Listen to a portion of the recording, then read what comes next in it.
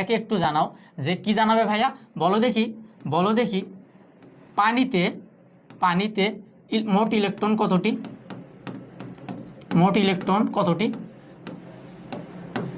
এখন অনেকে বলবো যে ভাইয়া প্রথমেই এসে কিছু না পড়াই আপনি কোশ্চেন দিয়ে দিয়েছেন। প্যারা নেই, সবই আমি শেখাবো। জাস্ট আমি দেখতেছি যে তোমরা কতটুকু আসলে শিখে আসছো আর কি। পানিতে মোট ইলেকট্রন কতটি। দেন তোমাকে আর একটা কোশ্চেন দিলাম আমি, হচ্ছে সালফেট আয়নে, সালফেট আয়নে, সালফেট আয়নে মোট ইলেকট্রন কতটি। এই দুইটা একটু ভাইয়াকে বলো। বলবা যে ভাইয়া এগুলো তো আমরা মোটামুটি পাই নাই, এগুলো কিন্তু তোমার ডিইউ বলো আর জিইউ বলো, ভার্সিটি অ্যাডমিশন টেস্টের জন্য অনেক ইম্পর্টেন্ট। কেউ যদি কোশ্চেন ব্যাংক অ্যানালাইসিস করো, ডিইউ প্লাস হচ্ছে জেইউ প্লাস হচ্ছে তোমার জিএসটি, ঠিক আছে, গুচ্ছ, সেইখানকার জন্য কিন্তু অনেক ইম্পর্টেন্ট এগুলো, ঠিক আছে। তবে কিন্তু খুব ইজি জিনিস, খুব ইজি জিনিস কিন্তু আমরা ভুল করি, আমাদের আর ভুল করা যাবে না। আমাদের ক্লাস হবে, আমাদের যা পড়া হবে সেটা হচ্ছে একদম basic to advance, basic to advance, ঠিক আছে। আমাদের যা যা প্রয়োজন, আমাদের যা যা প্রয়োজন ভাইয়ের ক্লাস থেকে ইনশাল্লাহ তুমি কি পাবা, তুমি হচ্ছে ক পাবা, দেন খ পাবা, তারপরে এমসিকিউ পাবা, দেন হচ্ছে তোমার সিকিউ পাবা, ঠিক আছে। এবং অ্যাডমিশনও কভার হবে ইনশাল্লাহ। তাহলে এই কোশ্চেনগুলো আমরা সলভ করব কিভাবে, তাই না? যারা অ্যান্সার দিছো আলহামদুলিল্লাহ তারা তো বস, আর যারা দেওয়া নেই বা দিবার সামনে তারাও বস, ঠিক আছে, সবাই বস এখানে। দেখো এই কি বস তোমরা এখন, আর কেউ বস হবে 1 সেকেন্ড পর, এটা নিয়ে কোনো প্যারা নেই। দেখো যারা পারো নাই বা পারবা একটু পর, তাদেরকে আমি একটু বলি যে কি হবে। দেখো একটা বেসিক জিনিস মাথায় রাখো, যে জেড দ্বারা আমরা কি প্রকাশ করি ভাইয়া, জেড দ্বারা হচ্ছে পারমাণবিক সংখ্যা প্রকাশ করা হয়, এগুলো আমরা পড়ব।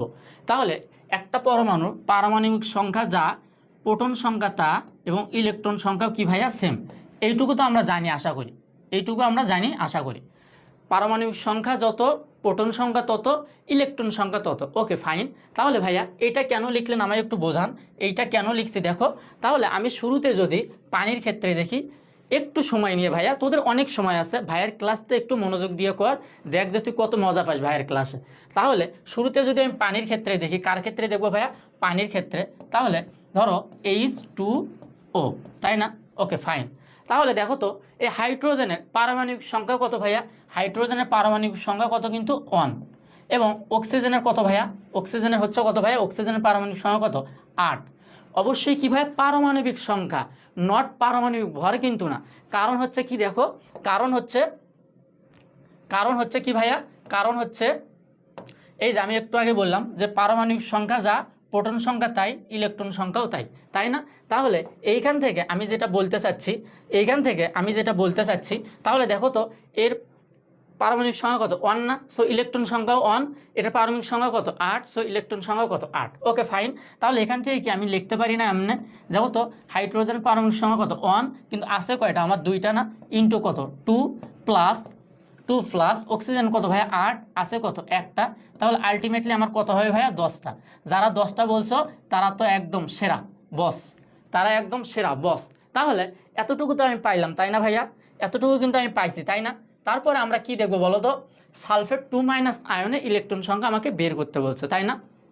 আচ্ছা, এইটুকু পারার আগে আমার একটা বেসিক একটা জাস্ট ছোট্ট একটা কনসেপ্ট মাথায় রাখতে হবে, ছোট্ট একটা কনসেপ্ট তুমি আজকে থেকে মাথায় রাখবা, কি মাথায় রাখবা ভাইয়া, ভাইয়া যেটা বলবে সেইটাই মাথায় রাখবা। তাহলে ভাইয়া কি বলে দেখো তো, ভাইয়া বলে আজকে থেকে কেমিস্ট্রিতে ধরো এক্স একটা মৌল, কেমিস্ট্রিতে এক্স একটা মৌল, এই মৌলের মাথার ওপর যদি প্লাস থাকে, তাহলে কি আছে ভাইয়া, মাথার উপর যদি প্লাস থাকে তাহলে একটা ইলেকট্রনের ঘাটতি আছে, কি আছে ভাইয়া, একটি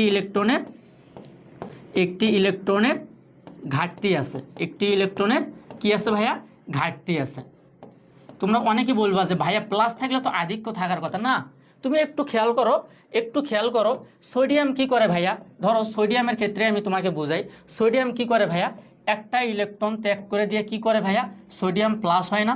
তাহলে তুমি আমার এখান থেকে একটু বলতে পারবা, দেখো তো সোডিয়াম যেহেতু একটা ইলেকট্রন ত্যাগ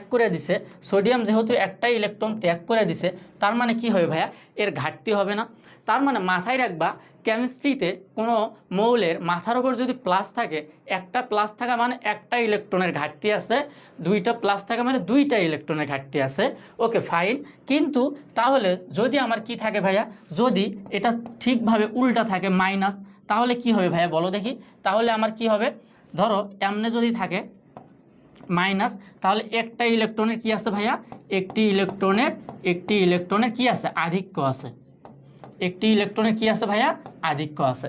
এই দুইটা কনসেপ্ট যদি তুমি বুঝতে পারো তাহলে ইনশাল্লাহ এই টাইপের কোশ্চেন তুমি সবগুলোরই অ্যান্সার করতে পারবা।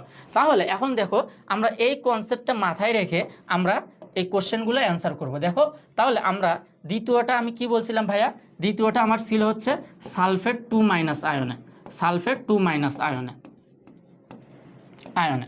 তাহলে এই ক্ষেত্রে কি হবে ভাইয়া বলো দেখি, এই সালফার কত বলো দেখি, সালফার কত, এটা কত হবে বলো দেখি, সালফার কত ভাইয়া, সালফার হচ্ছে কত 16, আর অক্সিজেন কত ভাইয়া, অক্সিজেনের কত, অক্সিজেন হচ্ছে কত 8। ওকে ফাইন, তাহলে 16 গুণন কত 1, এখানে আছে কত ভাইয়া, এখানে অক্সিজেন কয়টা 8 গুণন কত 4। আর আমি একটু আগে বললাম যে মাইনাস থাকা মানে কি ভাইয়া, মাইনাস থাকা মানে আধিক্য, মাইনাস থাকা কি মানে কি ভাইয়া, আধিক্য। তাহলে এখানে -2 মাইনাস আছে, তার মানে দুইটা ইলেকট্রনে কি আছে ভাইয়া, আধিক্য আছে। তাহলে আলটিমেটলি আমার যা দাঁড়াবে 16 গুণন কত 4 আসটা কত 32 গুণন কত 2। তাহলে এটা কত আসে বলো দেখি, 6 2 কত 8 2 কত 10, তাই না। আর এখান থেকে থাকে কত 3 আর 1 4 আর কত 5। যদি না পারিস কি করবি, এই যে পরীক্ষার হলে কাঠি নিয়ে যাবে, এই যে এমনি করে গুনবি, এই যে কাঠি দিয়ে ছোটোবেলা আমরা গুনছিলাম না, এমনি করে গুনবি, ঠিক আছে। তাও কিন্তু তোমার পারতে হবে, ঠিক আছে।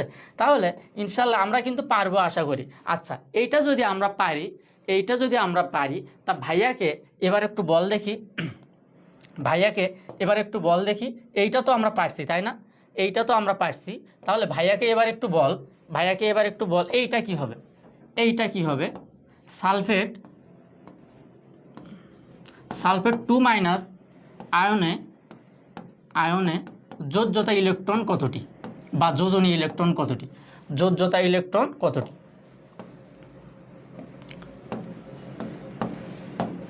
যোজ্যতা ইলেকট্রন কতটি।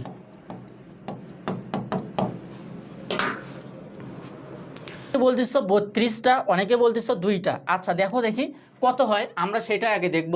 আমাদের এইটা পারার আগে আমাদের যে বিষয়টা জানতে হবে যে যোজ্যতা ইলেকট্রনটা কি ভাইয়া, আমাদের যে জিনিসটা জানতে হবে সেইটা হচ্ছে যোজ্যতা ইলেকট্রন জিনিসটা কি।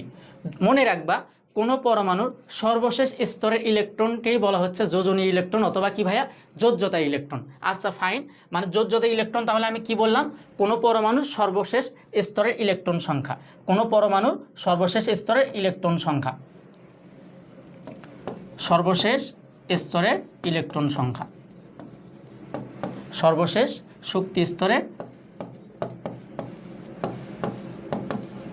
ইলেকট্রন সংখ্যা।